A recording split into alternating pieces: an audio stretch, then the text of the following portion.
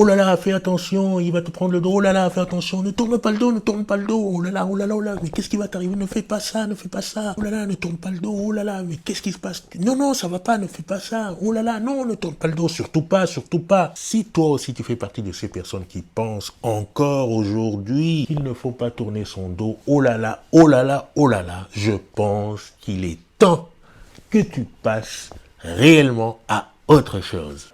Bonjour, je suis Jean-Serge Moulumba, le spécialiste de tes relations plus épanouies au quotidien.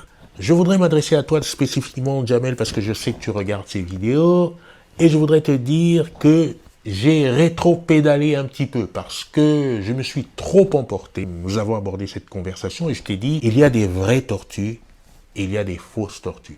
En réfléchissant à ce sujet, il y a un concept autre qui m'est venu à l'esprit, et je l'ai trouvé beaucoup plus constructif parce qu'il était plutôt intégratif. J'avais un problème avec cette tortue telle qu'on l'aborde actuellement. Pourquoi est-ce qu'on l'aborde comme on l'aborde là?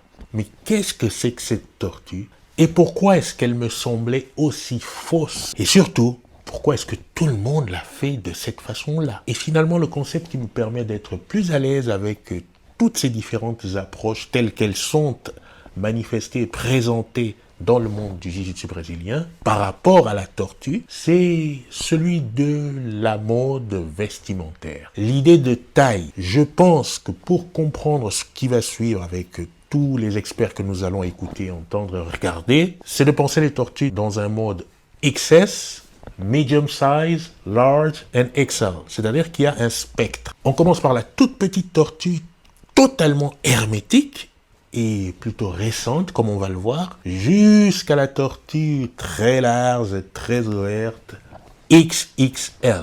Alors, pour commencer, c'est quoi la tortue? So, when we talk about turtle position in our sport, we have to understand that there are key differences between playing turtle/referee position in jiu-jitsu and playing... Alors, Gordon Ryan, qu'on ne présente plus, qui est double gold à l'ADCC, dernier championnat ADCC, nous parle des différences qu'il y a entre la tortue comme position en wrestling et en BJJ. Donc, très sommairement, dans un match de wrestling entre deux adversaires A et B, ni A ni B ne doivent exposer leur dos au sol et avoir leurs deux épaules au sol. Alors que dans le jiu-jitsu brésilien, les adversaires A et B peuvent tour à tour se retrouver dos au sol sans problème. Ce qui fait que la position de la tortue sera abordée différemment en wrestling et en jiu-jitsu brésilien. On a aussi cette règle dans le jiu-jitsu brésilien et dans le grappling qui est qu'exposer le dos peut finir par se faire prendre le dos. Se faire prendre le dos, ça peut être un problème parce que on va perdre des points. Se faire prendre les dos, ça peut être aussi l'accès aux finalisations, etc. Donc, en jiu-jitsu brésilien, il ne faut pas se faire prendre le dos, il ne faut pas s'exposer au dos. Alors, on va voir en quoi ce raisonnement est limité aujourd'hui.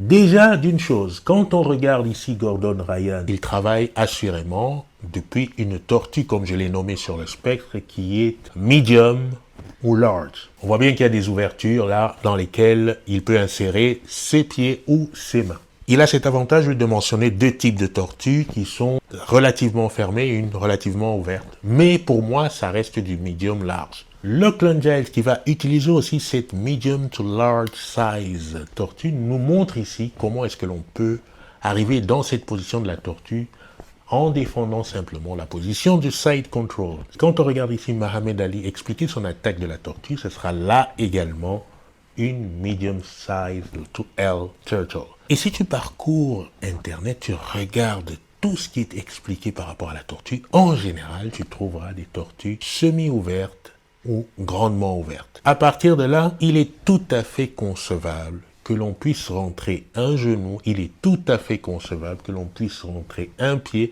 il est tout à fait concevable que même s'il y a une petite défense, il y a quelque chose qui résiste un peu, que l'on puisse rentrer des mains, etc., etc., et que l'on puisse breaker, on puisse casser cette tortue.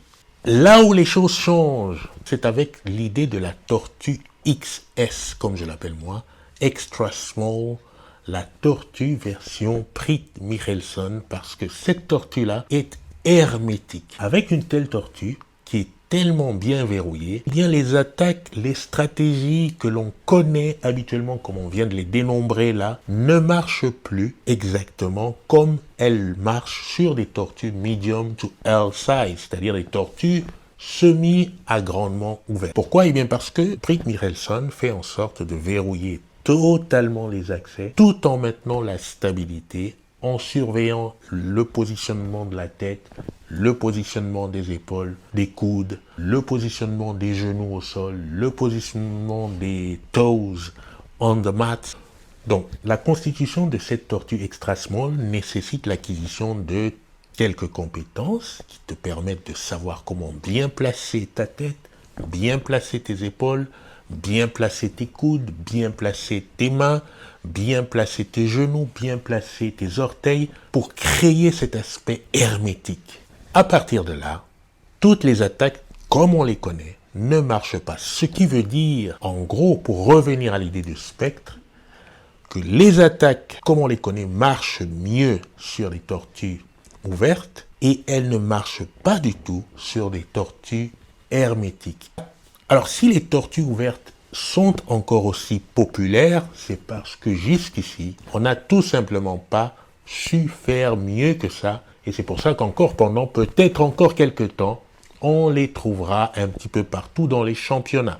Le risque que l'on prend aujourd'hui à continuer d'enseigner ou d'aborder, de s'entraîner avec ces tortues ouvertes, c'est de penser que les attaques telles qu'elles sont définies aujourd'hui sont efficaces à peu près contre toutes les tortues. C'est le risque que l'on prend quand on reste sur ce paradigme turtleesque tel quel. À partir du moment où on fait rentrer la donne des tortues hermétiques, il faut changer aussi les stratégies qui permettent de les attaquer parce qu'elles sont attaquables bien sûr, mais certainement plus de la même façon. Après, quand on a tout le spectre dans ces sphères de compétences, on peut en jouer et adopter un style freestyle, le style que l'on veut, ouvert, fermé, etc.